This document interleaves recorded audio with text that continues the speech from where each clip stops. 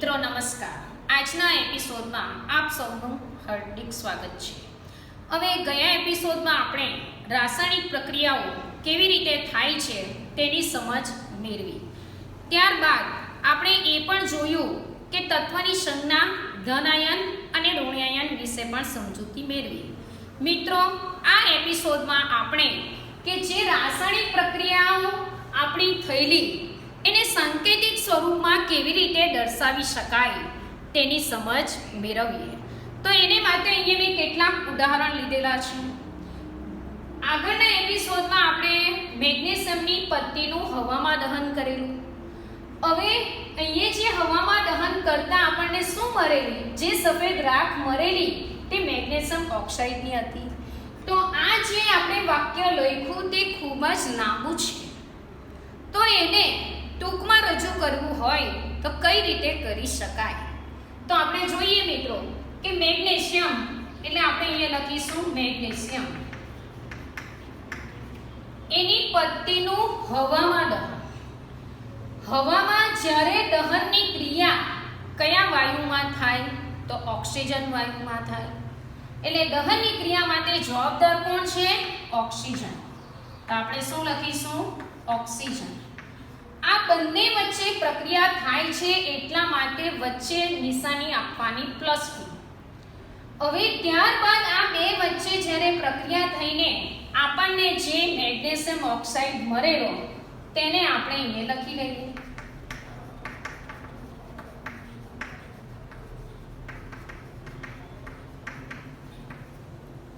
તો મિત્રો કે આ મેગ્નેશિયમ અને ઓક્સિજન વચ્ચે પ્રક્રિયા થઈને મેગ્નેશિયમ ઓક્સાઇડ મળે છે.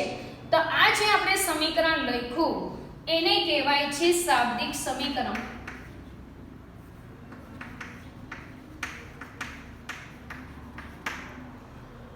હવે આ શાબ્દિક સમીકરણને હજુ પણ કઈ ટૂંકમાં રજૂ કરી શકીએ તો કે હા, કઈ રીતે?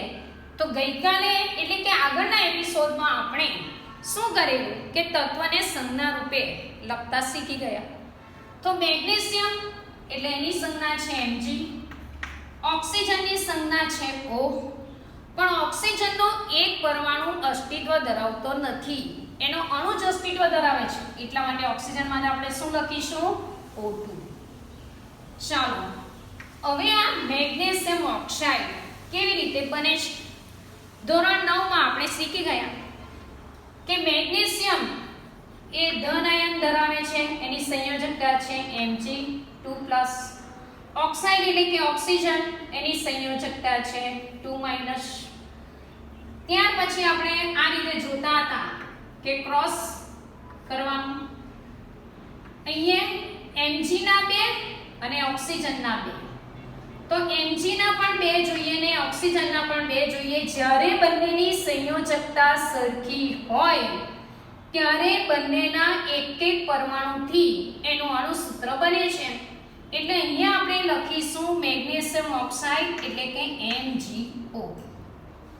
કેમ અહીંયા બંનેના એક પરમાણુ જોઈએ? બંનેની સંયોજકતા સરખી છે એટલા માટે એનું અણુસૂત્ર થશે MgO.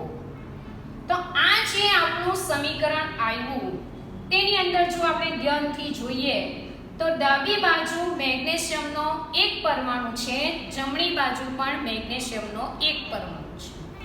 ડાબી બાજુ ઓક્સિજનના 2 પરમાણુ છે, જમણી બાજુ 1 છે. એટલે કે ડાબી ને જમણી બાજુ પરમાણુની સંખ્યા સમાન નથી. તો આવું જે સમીકરણ છે એને આપણે અસંતુલિત સમીકરણ કહીશું. હવે આ અસંતુલિત સમીકરણને બીજા 2 નામે પણ ઓળખી શકાય. આ સમીકરણને કંકાલ સમીકરણ પણ કહેવાય, માળખાકીય સમીકરણ પણ કહેવાય. કે માળખું કે મેગ્નેશિયમ ને ઓક્સિજન વચ્ચે પ્રક્રિયા થઈને મેગ્નેશિયમ ઓક્સાઇડ જ બનવાનું છે એટલા માટે એ મૂળ માળખું ગણાય. એટલા માટે એને માળખાકીય સમીકરણ પણ કહી શકાય. તો હવે મિત્રો આગળ આપણે જોઈએ કે પ્રક્રિયાની અંદર 2 પદાર્થે ભાગ લીધો, મેગ્નેશિયમ અને ઓક્સિજન. તો આ પ્રક્રિયામાં જે ભાગ લે છે એને આપણે શું કહીશું? પ્રક્રિયકો. ને રાસાયણિક પ્રક્રિયા થઈને જે પદાર્થ મળે છે એને આપણે શું કહીશું? નિપજ. તો હવે સમજાયું હશે મિત્રો કે પ્રક્રિયકો એટલે કે રાસાયણિક પ્રક્રિયા દરમિયાન ભાગ લેતા પદાર્થને પ્રક્રિયક કહેવાય. રાસાયણિક પ્રક્રિયાને અંતે જે પદાર્થ મળે તેને નિપજ કહેવાય. આ ઉદાહરણમાં મેગ્નેશિયમ ને ઓક્સિજન એ પ્રક્રિયક છે અને મેગ્નેશિયમ ઓક્સાઇડ એ નિપજ છે. ચાલો મિત્રો આપણે બીજા ઉદાહરણ જોઈએ. કે બીજું ઉદાહરણ, હાઇડ્રોજન વાયુ નાઇટ્રોજન સાથે સંયોજાઈ એમોનિયા બનાવે છે. તો સૌપ્રથમ આપણે એનું શાબ્દિક સમીકરણ મેળવીએ કે હાઇડ્રોજન વાયુ ચાલો કોની સાથે પ્રક્રિયા કરે છે? નાઇટ્રોજન એટલે પ્લસ નાઇટ્રોજન. શું મળે છે આપણને? એમોનિયા.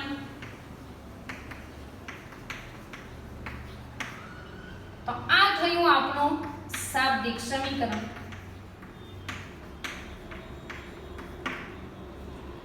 ચાલો તો હવે આ મિત્રો આપણે એને અસંતુલિત સમીકરણ લખીએ. હાઇડ્રોજન વાયુ, હાઇડ્રોજન પણ અણુ સ્વરૂપે એટલે H2 લખાય, નાઇટ્રોજન એટલે N2 લખાય અને એમોનિયા, એમોનિયાનું આપણે બનાવીએ અણુ સૂત્ર કે અહીંયા બે તત્વ છે N અને H. આ H આ N. H ની આપણને સંયોજકતા મળે છે +1, નાઇટ્રોજનની -3. ક્રોસ કરીએ તો અહીંયા શું થશે? N નો એક પરમાણુ અને હાઇડ્રોજનના 3 પરમાણુ જોડાઈને એમોનિયા બનાવે છે. એટલા માટે એનું અણુ સૂત્ર શું થશે? NH3. તો આ જે સમીકરણ મળે છે એને આપણે શું કહીશું? અસંતુલિત સમીકરણ. ચાલો અહીંયા ડાબી બાજુ જોઈશું તો હાઇડ્રોજનના 2 છે, અહીંયા 3 છે, અહીંયા નાઇટ્રોજનના 2 છે, અહીંયા 1 છે. પણ આ જે સમીકરણ આપણે થયું તે અસંતુલિત. હવે અહીંયા તમારે પ્રક્રિયકો કયા છે? તો હાઇડ્રોજન વાયુ અને નાઇટ્રોજન એ બંને પ્રક્રિયકો છે. અને નિપજ શું છે? તો એમોનિયા NH3. ચાલો તો હવે આપણે આગળનું ઉદાહરણ જોઈએ કે પોટેશિયમ ધાતુ પાણી સાથે પ્રક્રિયા કરી પોટેશિયમ હાઇડ્રોક્સાઇડ અને હાઇડ્રોજન વાયુ મળે છે. તો મિત્રો સૌપ્રથમ આપણે શાબ્દિક સમીકરણ લખીએ. પોટેશિયમ ધાતુ, પોટેશિયમ પ્લસ કોની સાથે પ્રક્રિયા કરે છે? તો પાણી સાથે. તો પ્લસ પાણી શું બનાવે છે? તો પોટેશિયમ હાઇડ્રોક્સાઇડ. તો આપણે give rise to potassium hydroxide.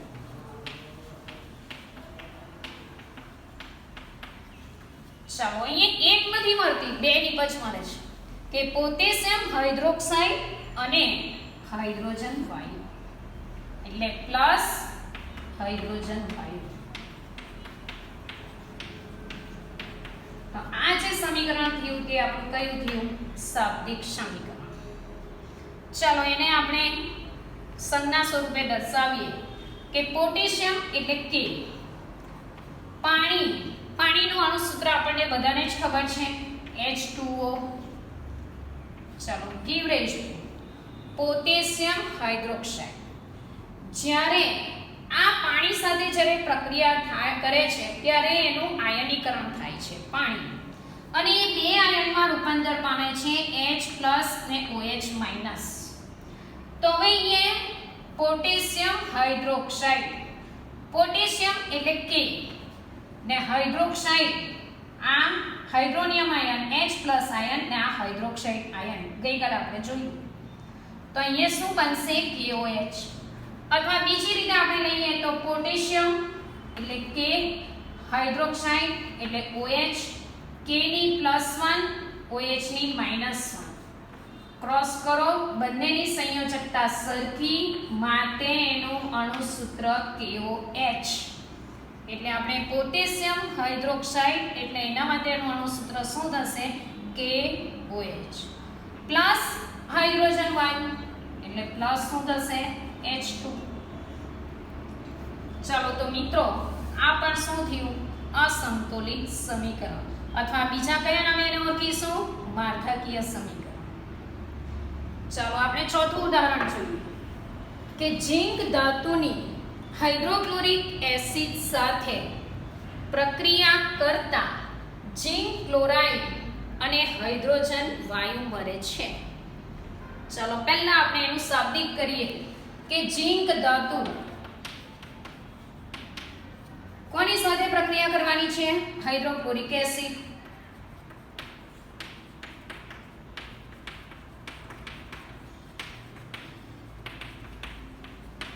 ચાલો નિપજ તરીકે આપણને શું મળ્યું? Zinc chloride.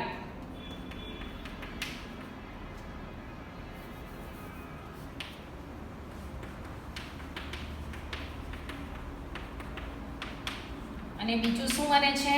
હાઇડ્રોજન વાયુ.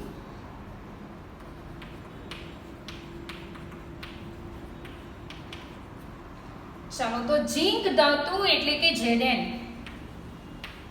હાઇડ્રોક્લોરિક એસિડ એનું અણુસૂત્ર છે HCl. ચાલો આનું અણુસૂત્ર ઝિંક ક્લોરાઇડ, ઝિંક એટલે Zn, એની સંયોજકતા +2, ક્લોરાઇડ એટલે Cl, એની સંયોજકતા -1. ક્રોસ કરીએ એટલે શું થશે? Zn નો 1 અને Cl ના 2 એટલે અણુસૂત્ર શું થઈ ગયું? ZnCl2 પ્લસ હાઇડ્રોજન વાયુ એટલે H2. તો આ થયું માળખાકીય સમીકરણ.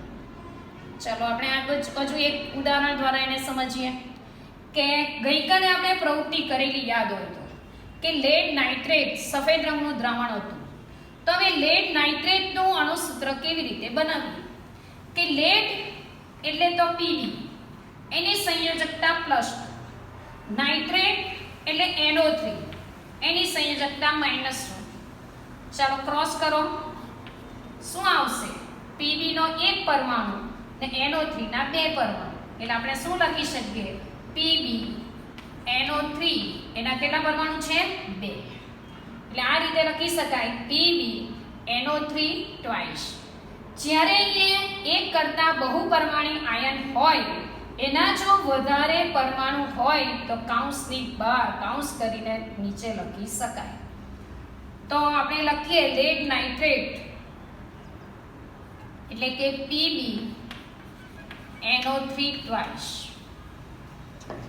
ચાલો આગળ કોની સાથે પ્રક્રિયા કરે છે? પોટેશિયમ આયોડાઇડ પ્લસ પોટેશિયમ એટલે K ની સંયોજકતા +1, આયોડાઇડ એની સંયોજકતા -1, બંનેની સંયોજકતા સરખી છે માટે એનું અણુસૂત્ર થશે Ki. ચાલો આપણને બંને વચ્ચે પ્રક્રિયા થઈને આપણે જોયું કાલે કે લેડ આયોડાઇડના પીળા રંગના અવક્ષેપ. તો લેડ એટલે આપણે જોયું +2, આયોડાઇડ એટલે -1 એટલે અણુસૂત્ર હવે શું થવાનું મિત્રો? સમજાઈ ગયું ને? Pb નો 1 પરમાણુ અને I ના 2 પરમાણુ એટલે શું થશે? PbI2 પ્લસ બીજું શું મળ્યું આપણને? Potassium nitrate. પોટેશિયમ એટલે K નો +1, નાઇટ્રેટ એટલે NO3 -1, એની સંયોજકતા બંનેના સરખા છે એટલા માટે અણુસૂત્ર શું થઈ જશે? KNO3. તો અહીંયા મેં શાબ્દિક સમીકરણ જગ્યાના અભાવે લખ્યું નથી, તો આ આપણે બનાવ્યું શું? માળખાકીય સમીકરણ. તો હવે મિત્રો તમને શાબ્દિક સમીકરણ અને માળખાકીય સમીકરણમાં સમજાઈ ગયું હશે. હવે અહીંયા તમે જોયું કે અસંતુલિત સમીકરણ છે, એને આપણે સંતુલન કેમ કરવું પડે? કે આપણે ધોરણ 9 માં શીખી ગયા હશે કે દ્રવ્ય સંચયનો નિયમ, કે રાસાયણિક પ્રક્રિયા દરમિયાન કોઈ પણ દળનો વિનાશ નથી થતો અને એનું સર્જન થતું નથી. એટલે કે પ્રક્રિયકો ના જેટલા પરમાણુ હશે એટલા જ નિપજના હશે. એટલા માટે રાસાયણિક સમીકરણને આપણે શું કરવું પડે? સંતુલિત કરવું પડે. તો સંતુલિત રાસાયણિક સમીકરણ આપણે કોને કહીશું? તો સંતુલિત રાસાયણિક સમીકરણ એને કહેવાય કે એમાં ડાબી બાજુ અને જમણી બાજુ પરમાણુની સંખ્યા સમાન રહે, તેને સંતુલિત રાસાયણિક સમીકરણ કહેવાય. ચાલો તો આપણે સંતુલિત કરીએ. ચાલો અહીંયા Mg નો 1 છે, અહીંયા પણ Mg નો 1 છે, અહીંયા ઓક્સિજનનો 1 છે, ડાબી બાજુ 2 છે. તો અહીંયા 2 કરવા માટે આપણે આ અણુ સૂત્રમાં ફેરફાર ન કરી શકાય. જે કંઈ લખવું હોય તો આગળ જ લખી શકીએ. તો અહીંયા આપણે ઓક્સિજનના 2 થઈ ગયા. જો આમાં શું થશે? Mg ના 2 પરમાણુ, ઓક્સિજનના 2 પરમાણુ. હવે આ બાજુ ડાબી બાજુ અહીંયા શું થઈ ગયું? ઓક્સિજનના તો 2 છે પણ Mg નો 1 જ છે, એટલે એની આગળ આપણે કેટલા લખવા પડે? 2.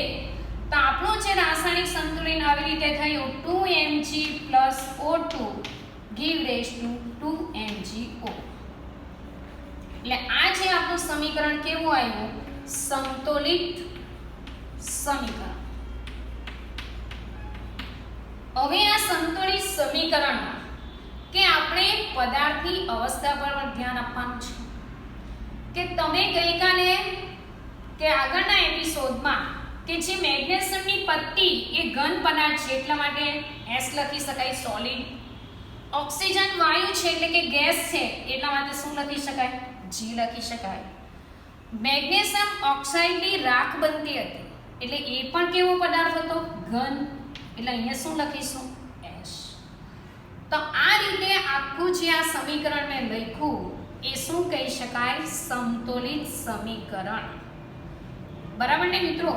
કે ફરી એકવાર સંતુલિત સમીકરણ એને કહેવાય કે જે સમીકરણમાં ડાબી બાજુ દરેક તત્વના પરમાણુની સંખ્યા અને જમણી બાજુ દરેક તત્વના પરમાણુની સંખ્યા સમાન હોય ને બીજું કે દરેકની સમીકરણ પરથી એની અવસ્થા પણ આપણને માલુમ પડે, તો એવું જે સમીકરણ તેને સંતુલિત સમીકરણ કહેવાય. ચાલો આપણે બીજા ઉદાહરણ જોઈએ. કે અહીંયા બીજું એક ઉદાહરણ છે H2 + N2 give raised to NH3. ચાલો ડાબી બાજુ હાઇડ્રોજનના કેટલા છે? 2. જમણી બાજુ હાઇડ્રોજનના કેટલા છે? 3. ની સમજાય કે નીચે તમારે કરી દેવાનું. કે ધારો કે આ તત્વ H ડાબી બાજુ અને જમણી બાજુ. ચાલો H ડાબી બાજુ કેટલા છે? 2. જમણી બાજુ કેટલા છે? 3. બીજું તત્વ છે N ડાબી બાજુ કેટલા છે? 2. જમણી બાજુ કેટલા છે? 1. હવે તમે જે નાની સંખ્યા છે એની પર ધ્યાન પહેલા આપશો તો અહીંયા ડાબી બાજુ 2 છે અને જમણી બાજુ 1 છે. એટલે 1 ને જો આપણે 2 વડે ગુણીએ તો 2 થઈ જાય ગણિત પ્રમાણે. તો અહીંયા જમણી બાજુ આપણે પહેલા કોના 2 કરીશું? N ના. તો N ની આગળ એટલે કે જમણી બાજુ જે એમોનિયા છે એની આગળ આપણે 2 મૂકીએ તો અહીંયા શું થઈ ગયું? N ના 2 ના હાઇડ્રોજન 3 ગુણ્યા 6. અહીંયા હાઇડ્રોજન ડાબી બાજુ કેટલા છે? 2. તો 2 ને કેટલા વડે ગુણીએ તો 6 થાય? તો 3. એટલે હવે ચેક કરો જુઓ મિત્રો કે અહીંયા ડાબી બાજુ હાઇડ્રોજનના 3 દુ 6, અહીંયા પણ 3 દુ 6. અહીંયા નાઇટ્રોજનના 2, અહીંયા નાઇટ્રોજનના 2. એટલા માટે આ સમીકરણ શું થઈ ગયું? સંતુલિત થઈ ગયું. હવે આપણે એની અવસ્થા જોઈએ કે જે H2 છે હાઇડ્રોજન વાયુ એટલે શું લખી શકાશે? ગેસ. નાઇટ્રોજન પણ વાયુ સ્વરૂપે એટલે શું લખી શકાશે? ગેસ. એમોનિયાનું આપણને સોલ્યુશન મળે છે એટલા માટે આપણે એને AQ કે જો એનું પાણીમાં બનાવેલું સોલ્યુશન હોય તો aqueous તરીકે ઓળખીશું, નહીં તો જો સોલિડ સ્વરૂપે હોય તો S અને પ્રવાહી સ્વરૂપે હશે તો M. અહીંયા આપણને aqueous તરીકે મળે છે એટલા માટે એને AQ વડે દર્શાવીશું. ચાલો આગળ જોઈએ.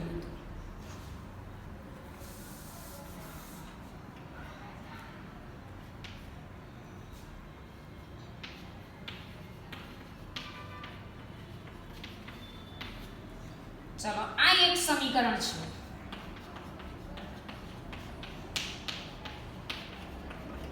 ચાલો અહીંયા આપણે ચેક કરીએ. કે નો ડાબી બાજુ એક પરમાણુ છે, જમણી બાજુ પણ એક છે. હાઇડ્રોજનના અહીંયા બે છે, અહીંયા હાઇડ્રોજનના જોજો 2 ને 1 3 છે. એટલે આપણને કોના હાઇડ્રોજનના ડાબી બાજુ 2 છે ને જમણી બાજુ કેટલા છે 3. અહીંયા ઓક્સિજનનો 1 છે, અહીંયા પણ ઓક્સિજનનો 1 છે. આપણને કોના વધઘટ છે? માત્ર હાઇડ્રોજનના. ચાલો તો અહીંયા હાઇડ્રોજનના જો અહીંયા તમે 2 લખો તો અહીંયા 2 દુના 4 ને 1 5 થઈ જાય. તો અહીંયા 5 આપણા આવશે નહીં. તો આપણે શું કરીશું મિત્રો કે હાઇડ્રોજનના પહેલા અહીંયા આપણે હાઇડ્રોજનના 2 લખીએ. તો અહીંયા જો હાઇડ્રોજનના આપણે 2 લખીએ તો 2 દુના 4. આ 2 દુના 4 અહીંયા 2 ને 1 3 છે. જો અહીંયા હું 2 લખી દઉં તો હાઇડ્રોજન બની જાય. જો ફરીથી આ H2O તો અહીંયા H ની આગળ 2 લખીએ તો 2 દુના 4 હાઇડ્રોજન થાય. અહીંયા હતા પહેલા 2 ને 1 3. જો અહીંયા એક KOH ની આગળ આપણે 2 લખીએ તો અહીંયા શું થાય? K ના 2 થાય, ઓક્સિજન ના 2 થાય ને H ના 2 થાય. એટલે આ 2 ને આ 2 ટોટલ કેટલા થઈ ગયા? 4. હવે અહીંયા ઓક્સિજનના જુઓ કેટલા છે? 2. અહીંયા પણ ઓક્સિજનના કેટલા છે? 2. જમણી બાજુ K ના કેટલા છે? 2. અહીંયા કેટલો છે? 1. તો આપણે શું કરવું પડે? આગળ 2 લખવા પડે. તો ફરી હવે ચેક કરી લઈએ. જુઓ ડાબી બાજુ K ના કેટલા છે? 2. જમણી બાજુ પણ કેટલા થયા? 2. હાઇડ્રોજનના કેટલા થયા? 4. અહીંયા પણ આ 2 ને 2 4. ઓક્સિજનના કેટલા થયા? 2. અહીંયા પણ ઓક્સિજનના કેટલા થયા? 2. એટલે બધા જ તત્વના પરમાણુની સંખ્યા કેવી થઈ ગઈ? સરખી. તો એને આપણે શું કહીએ છીએ? સંતુલિત સમીકરણ. હવે પોટેશિયમ ધાતુ છે એટલે S વડે, પાણી એ પ્રવાહી છે એટલે L વડે, KOH નું આપણને પાણીમાં બનાવેલું સોલ્યુશન મળે છે એટલા માટે AQ એક્વિયસ સોલ્યુશન. ચાલો હાઇડ્રોજન છે એટલે આપણને કયા સ્વરૂપે મળશે? વાયુ સ્વરૂપે મળશે. ચોથું ઉદાહરણ જો કે Zn વત્તા HCl give raise to ZnCl2 plus H.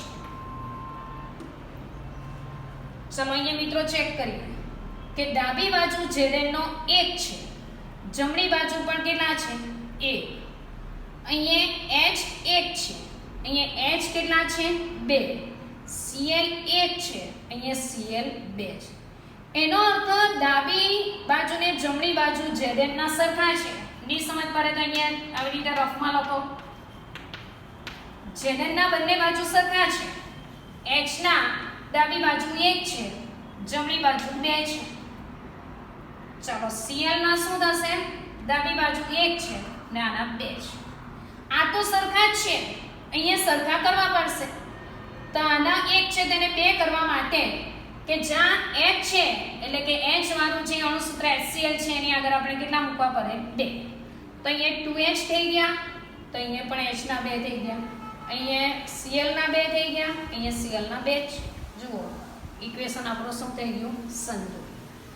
ચાલો હવે આપણે એની અવસ્થા જોઈએ કે Zn ધાતુ તરીકે મળે છે એટલે S, HCl આપણને પ્રવાહી સ્વરૂપે મળે છે L, ZnCl2 પણ આપણને એનું એ મળે છે પ્રવાહી સ્વરૂપે N, ને હાઇડ્રોજન શું મળે છે?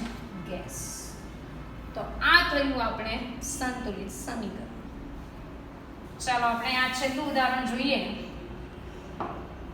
કે PbNO3 twice plus Ki PbI2 plus Kn. ચાલો અહીંયા આપણે જોઈએ Pb નો ડાબી બાજુ 1 છે, Pb નો જમણી બાજુ 1 છે. હવે અહીં N નથી, ડાયરેક્ટ આપણે શું લેવાના છે? NO3 એ આખો આયન લેવાનો છે. NO3 ના ડાબી બાજુ 2 છે, જમણી બાજુ 1 છે. કે ડાબી બાજુ 1 છે, જમણી બાજુ પણ 1 છે. I ડાબી બાજુ 1 છે, જમણી બાજુ પણ 1 છે. ચાલો કોના આપણને ફેરફાર છે? NO3. NO3 ના ડાબી બાજુ 2 છે, જમણી બાજુ 2 કરવા માટે આગળ 2 મૂકવા પડે.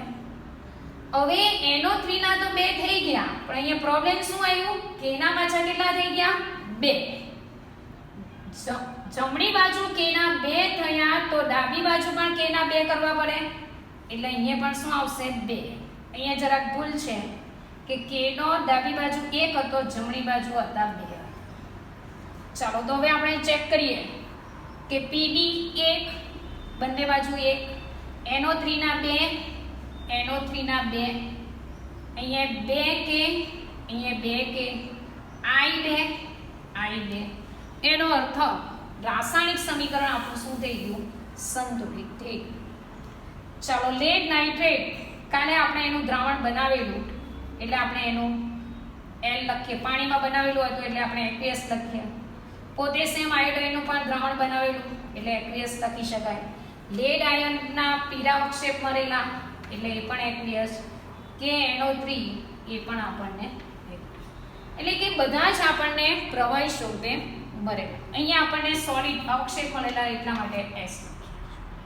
તો મિત્રો કે આજે આપણે કે રાસાયણિક સમીકરણ 3 પ્રકારના મળે. એક શાબ્દિક, બીજું અસંતુલિત અને ત્રીજું સમતોલિત. તો સંતુલિત સમીકરણ કેમ આપણે કરવું પડે? તો એનું પહેલા કે દળ સંચયના નિયમ પ્રમાણે કોઈ પણ દ્રવ્યનો નાશ નથી થતો કે સર્જન થતું નથી. હવે આ જે રાસાયણિક સમીકરણ સમતોલિત કર્યું એનું મહત્વ શું? તો આપણે શું જાણી શકીએ કે રાસાયણિક પ્રક્રિયામાં જે પ્રક્રિયકો છે એના કેટલા મોલ છે અને નિપજના કેટલા મોલ છે તે જાણી શકાય. કે રાસાયણિક પ્રક્રિયા દરમિયાન કેટલો જથ્થો આપણે વાપરવો છે તે આપણને મળે, અને જે પ્રોડક્ટ નિપજ મળે છે તેનો પણ જથ્થો કેટલો મળશે તે પણ જાણી શકાય. તો આ 2 મહત્વના મુદ્દા. અને ત્રીજું આપણે જાણી શકીએ એની ભૌતિક અવસ્થા. તો રાસાયણિક સમીકરણના 3 મહત્વ છે કે પ્રક્રિયક અને નિપજના કેટલા મોલ છે તે જાણી શકીએ, રાસાયણિક પ્રક્રિયા દરમિયાન પ્રક્રિયકનો જથ્થો કેટલો વપરાશે ને નિપજનો જથ્થો કેટલો મળશે તે પણ જાણી શકીએ, ને ત્રીજું રાસાયણિક પ્રક્રિયા દરમિયાન દરેકની અવસ્થા આપણને જાણવા મળે છે. તો નમસ્કાર મિત્રો, હવે આવતા એપિસોડમાં આપણે રાસાયણિક સંતુલન વિશે વધુ આગળ અભ્યાસ કરીશું.